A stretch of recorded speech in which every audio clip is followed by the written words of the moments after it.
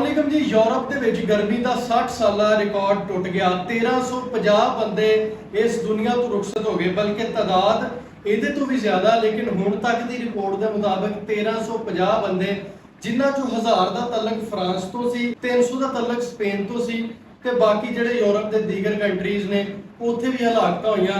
ਉਹ ਵੀ ਅਦਾਦੋ ਸ਼ੁਮਾਰ ਜਿਹੜੇ ਨੇ ਉਹ ਆਸਤਾ ਮੰਜ਼ਰੇ ਆਮ ਤੇ ਆ ਰਹੇ ਨੇ। ਗਰਮੀ ਦੀ ਵਜ੍ਹਾ ਤੋਂ ट्रैफिक सिग्नल पिघल रहे ने। गर्मी की वजह तो आंडे धुप दे विच उबाले जा सकते हैं।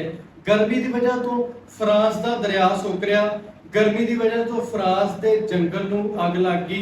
गर्मी की वजह तो नहांदियां होया 20 तो ज्यादा लोग इस दुनिया तो चले गए। मरन वालों दे विचों ज्यादातर तादाद जिहड़ी ओह 65 साल के लोगों की आ, जिहदे विच मर्द खवातीन शामिल ने। और गर्मी इतनी ज्यादा पई आ कि हद हो गई आ। तकरीबन 46 डिग्री सेंटीग्रेड दर्जा हरारत दसिया जा रहा जिहड़ा फ्रांस के अंदर होया। और इस दर्जा हरारत ने तबाही मचा के रख दी। लोग जनाब भज्जे एसी खरीदने वास्ते, एसी की खरीदो फरोख्त भी वध गई। दूसरे पासे लोगों ने जो नहरों का रुख किया नहाने वास्ते, तो 20 लोग जनाब पानी के विच डुब के इस दुनिया तो जाने लगे।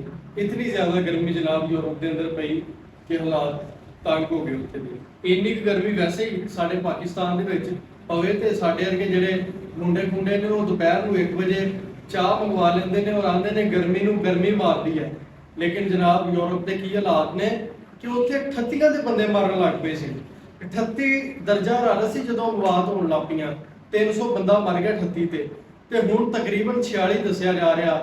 उत्थे दी जनाब जमीन जिहड़ी वो बिल्कुल खुश्क हो गई है। गर्मी बदन की एक सब तो वड्डी वजह यह भी आ कि उत्थे बारिशां बहुत घट होंदियां ने। फिर उस तो बाद अफ्रीका वालों चलण वालियां गर्म हवावां जिहड़ियां ने वो भी मौजब बणियां गर्मी दे वधण दियां ते नाल ही नाल माहौलियाती तब्दीली जिहड़ी आ वो भी इहदे उत्ते बड़ी असरअंदाज होई ते दर्जा हरारत वधिया। लोग परेशान होए। उन्हां लोगां दा तुहानूं पता इम्यूनिटी सिस्टम भी तकरीबन पूरा जिहा ही हुंदा।